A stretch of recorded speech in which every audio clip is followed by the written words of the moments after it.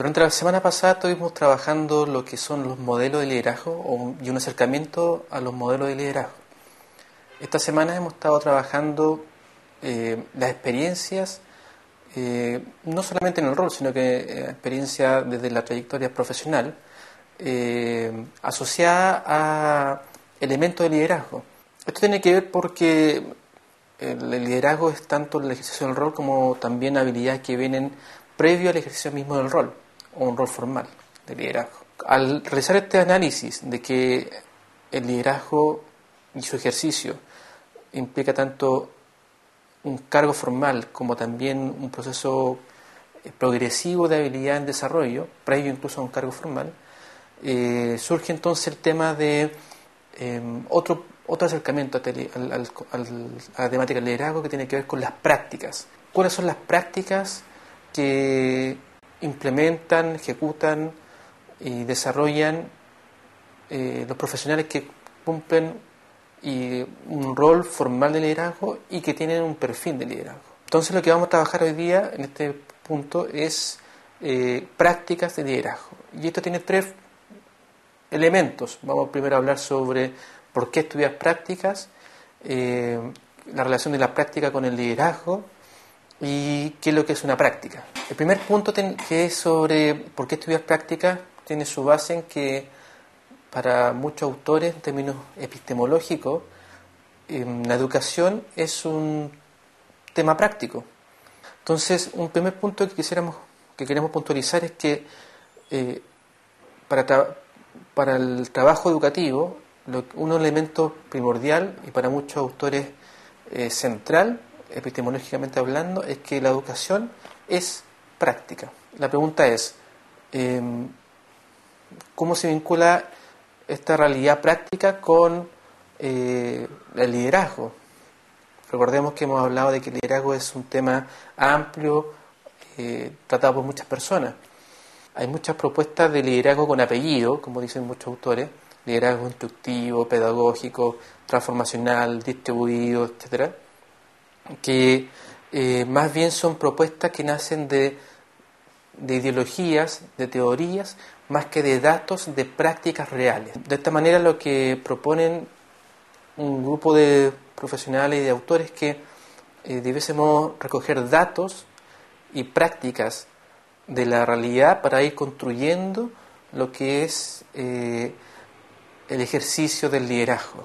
Si reconocemos entonces que la educación es práctica y que la teorización de la práctica es un problema que se ha estado viviendo, porque mucha teoría viene más bien de teoría e ideología, más que de datos y evidencia concreta de lo que se hace.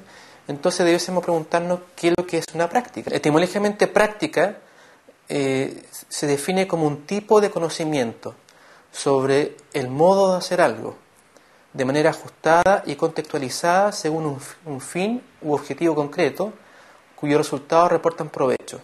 Pongamos acento en esto, es un tipo de conocimiento, o sea, es una forma de conocer respecto del modo de hacer algo en un contexto y ajustado a ese contexto, con un fin y objetivo, con un resultado.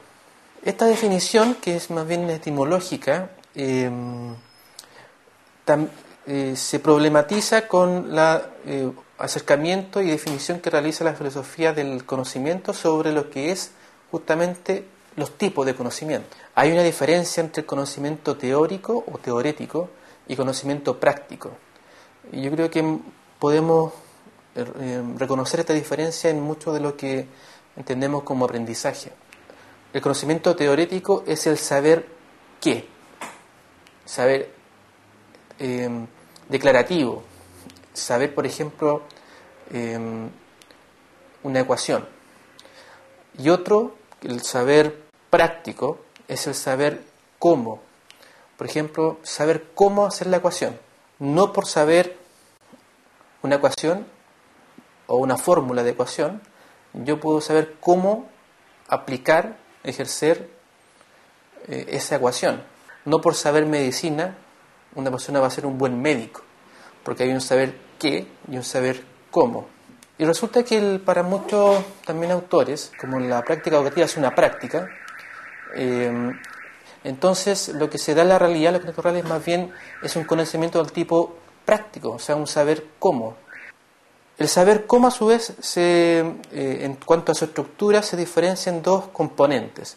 Uno que es la acción propiamente tal, es decir, lo que se hace, la conducta, y otro que son los sistemas de disposiciones del sujeto que hace, que hace esa conducta. Por ejemplo, el primer elemento, el primer componente, que es la acción, es movilizar o mover un elemento de un punto a otro. Eso es una acción.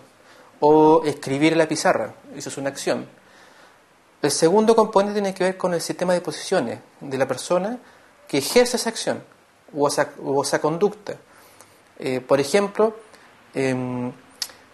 el criterio para aplicar el escribir la pizarra para ciertos momentos y para otros momentos no.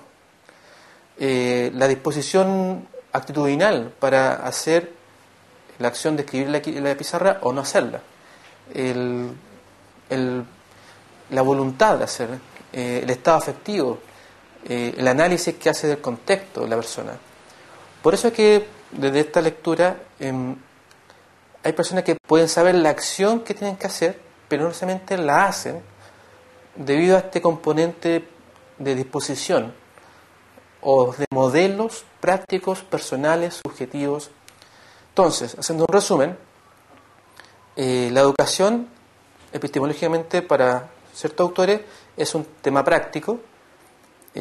Al ser un tema práctico se genera una confusión, ya que hay mucha teoría y poca evidencia de lo que es la práctica real en contextos reales. La definición de práctica se presenta como un conocimiento sobre un hacer en un contexto situado con un objetivo.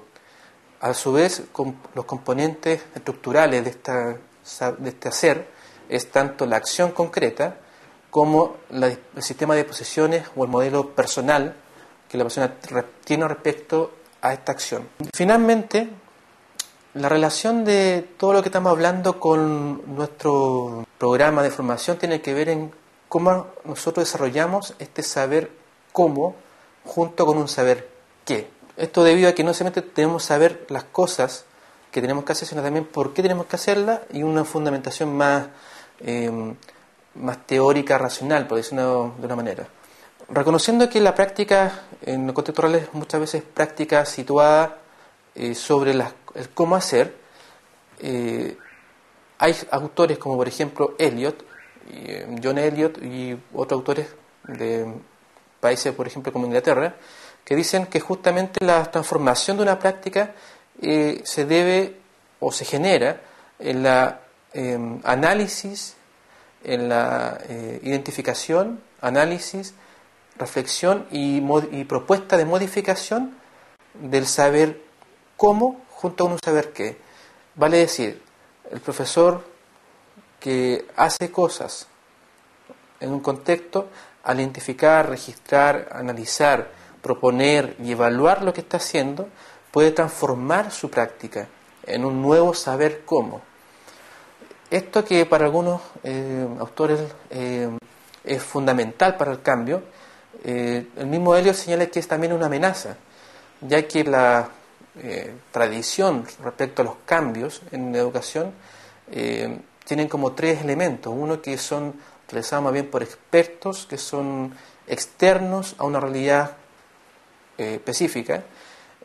Segundo, que son propuestas más bien generalizables y no aplicables a realidades individuales o particulares, y porque muchas veces estas propuestas de cambio son o suponen una evaluación negativa de lo que hacen los docentes, por algo es una propuesta de cambio. Es por esto que la propuesta de la transformación de la práctica, a partir del análisis, reflexión de la propia práctica a nivel teórico, es una nueva forma de comprender cómo cambiar nuestra forma de hacer, uniéndolo con el saber qué.